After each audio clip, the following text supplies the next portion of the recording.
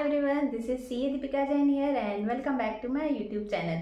तो आज के इस वीडियो में हम डिस्कस करेंगे कि कौन कौन से ऐसे मेन रीजंस है जिनकी वजह से स्टूडेंट्स अपने प्रोफेशनल एग्जाम को क्लियर नहीं कर पाते हैं। तो रिसेंटली मेरे पास इंस्टाग्राम पे बहुत से स्टूडेंट्स की रिक्वेस्ट आ रही है कि दीदी आप प्रोफेशनल वीडियोज़ के अलावा कुछ स्टडी से रिलेटेड वीडियोज़ हम लोगों के लिए भी बनाए जो हमारे स्टडी के लिए यूज़फुल रहे।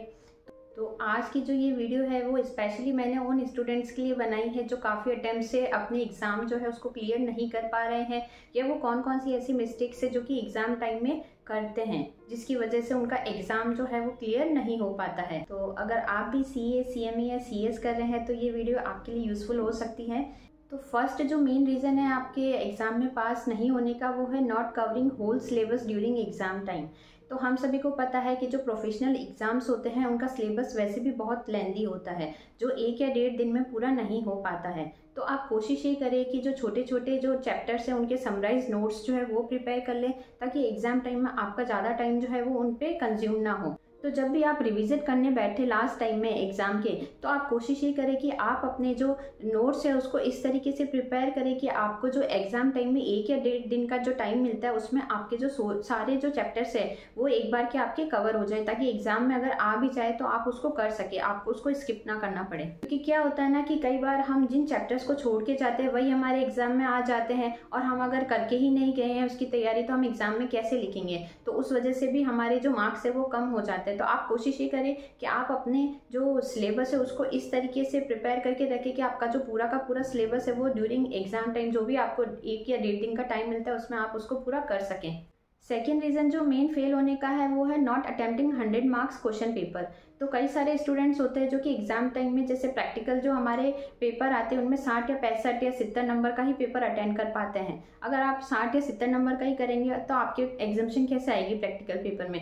तो आप कोशिश करें कि जब भी आप एग्जाम टाइम में रिवीजन की प्रिपरेशन कर रहे होते हैं तो उस टाइम आप 2 से 3 मॉक टेस्ट पेपर लिख के करें ताकि आपको पता रहेगा कि आपकी स्पीड कितनी है, आप 3 घंटे में कितना पेपर अटेंड कर पा रहे हैं। क्योंकि जब तक आप लिख के कोशिश नहीं करेंगे तो आप एग्जाम टाइम में भले ही कितनी भी कोशिश कर ले आपका पूरा पेपर कवर नहीं हो पाएगा। क्योंकि इंस्टीट्यूट जो है वो पेपर अभी वैसे भी लेंथी बना रहा है और आप जब तक प्रैक्टिकल पेपर्स जो है उनकी लिख के तैयारी नहीं करेंगे तो आप एग्जाम टाइम में पूरा लिख ही नहीं पाएंगे और ना ही आप पूरे पेपर्स जो है उनको अटेंड कर पाएंगे। थर्ड जो मेन रीज़न है फेल होने का एग्जाम टाइम में वो है not giving preference to ICI study material. तो कई सारे स्टूडेंट सबसे बड़ी गलती ये कर बैठते हैं कि वो इंस्टीट्यूट के द्वारा जो स्टडी मटेरियल इशू किया जाता है उसको कंसिडर नहीं करते हैं, उसकी जगह वो अलग अलग टीचर्स जो है उनके नोट्स जो है उनको कंसिडर करते हैं। क्योंकि क्या होगा ना कि अगर आप बहुत सारे टीचर्स के नोट्स जो इकट्ठा करके रख लेंगे तो आप एग्जाम टाइम में खुद कंफ्यूज हो जाएंगे कि मैं इसको पढूं, इसको पढूं, इसको पढूं, किसको पढूं।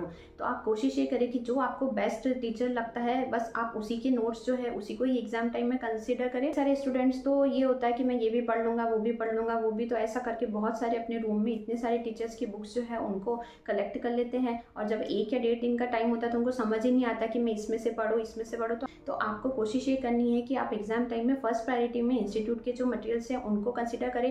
देन आप एक या किसी भी 2 अच्छे जो आपको टीचर्स लगते हैं उसकी जो बुक्स है या उनके नोट्स हैं उसको आप प्रेफर कर सकते हैं। देन नेक्स्ट जो मेन रीज़न है फेल होने का वो है नो प्रॉपर टाइम मैनेजमेंट। तो कई सारे स्टूडेंट्स जो है वो एग्ज़ाम टाइम में ये मिस्टेक कर बैठते हैं कि उनको पता ही नहीं होता है कि उनको कितना टाइम किस क्वेश्चंस में देना है। तो क्या होता है ना कि जब आप क्वेश्चन पेपर करने बैठे तो आप अपना टाइम जो है वो डिसाइड कर ले कि मेरे को फर्स्ट क्वेश्चन जो इसमें हाफ एन आवर देना है, सेकंड क्वेश्चन में हाफ एन आवर देना है। और मोस्टली बच्चे गलती ये करते हैं कि फर्स्ट क्वेश्चन को करने में आधा पौन घंटा और किसी किसी का तो 1 घंटा भी चला जाता है। फिर बाद में पता चलता है कि यार मेरा तो पूरा पेपर ही बाकी है, मेरे को तो अभी इतने क्वेश्चन अटेंड करने हैं। तो आप शुरू से ही जब पेपर करने बैठे तो हर क्वेश्चन के लिए अपना टाइम जो है वो डिवाइड कर दे कि मेरे को फर्स्ट क्वेश्चन में इतना देना है, सेकंड में इतना देना है, तभी आप अपना जो पूरा है क्वेश्चन पेपर वो आप अटेंड कर पाएंगे। अदरवाइज अगर आप प्रॉपर टाइम मैनेजमेंट नहीं रखेंगे तो आपका जो पेपर है वो पूरा अटेंड भी नहीं हो पाएगा और ये भी आपका एक मेन रीज़न हो सकता है फेल होने का। नेक्स्ट रीज़न जो आपका फेल होने का हो सकता है वो है कि not shortlisting the relevant topic during exam time. तो कई सारे बच्चे हैं जिनको ये समझ ही नहीं आता है कि हमको एग्जाम टाइम में कौन कौन से मेन चैप्टर्स है जिनको पहले कवर करना है। वो पूरा होल सिलेबस जो है उसको कवर करने में लग जाते हैं। उसके चक्कर में क्या होता है कि जो इंपॉर्टेंट टॉपिक्स होते हैं वो उनके हाथ से छूट जाते हैं और फिर वही एग्जाम टाइम में आ जाते हैं तो हम उसको अटेंड नहीं कर पाते हैं। तो ये भी एक मेन रीज़न होता है आपका फेल होने का। तो जब आप रिविजन करने बैठे तो आप पहले से ही क्लियर कर ले कि कौन कौन से चैप्टर्स है जो कि इंपॉर्टेंट है और किन किन चैप्टर्स को आपको फर्स्ट प्रायोरिटी में रखना है और किन किन चैप्टर्स है जिनको आपको लास्ट प्रायोरिटी में रखना है, तभी आप अपने एग्जाम टाइम में पूरा सिलेबस कवर कर पाएंगे और अच्छे से आप एग्जाम टाइम में अपीयर हो पाएंगे। स्टडी विथ स्ट्रेस, तो कई सारे स्टूडेंट्स होते हैं जो कि एग्ज़ाम टाइम में नर्वस हो जाते हैं, इतना ओवर थिंकिंग हो जाता है कि मेरा सिलेबस 1 या 1.5 दिन में पूरा कवर होगा या नहीं होगा। उसके चक्कर में वो क्या रात भर पढ़ते रहते हैं, प्रॉपर नींद नहीं ले पाते हैं और एग्ज़ाम टाइम में क्या होता है कि जो बेसिक चीज़ें होती है वो भी क्या होता है वो भूल जाते हैं। तो आप कोशिश ये करें कि एग्ज़ाम टाइम में आप प्रॉपर नींद लेके जाएँ, अपने नोट्स इस तरीके से प्रिपेयर करें कि आपको 1 या 1.5 दिन में आपका जो पूरा सिलेबस है वो आपका कंप्लीट हो जाए, क्योंकि एग्ज़ाम टाइम में नींद लेना बहुत ज़रूरी है। यदि आप प्रॉपर नींद नहीं ले पाएंगे तो आपके जो बेसिक क्वेश्चन है वो भी आप वहाँ पे भूल जाएंगे। तो आई होप आज की जो ये मेरी वीडियो है वो काफ़ी स्टूडेंट्स जो है उसके लिए यूज़फुल होने वाली है एग्ज़ाम टाइम में। तो अगर आपको मेरी ये वीडियो पसंद आई है तो मेरे चैनल को लाइक शेयर एंड सब्सक्राइब करना ना भूलें। और साथ यदि आप स्टडी से रिलेटेड किसी और टॉपिक जो है उस पर मेरे से वीडियो चाहते हैं तो आप कमेंट सेक्शन में मेंशन कर सकते हैं। Thank you.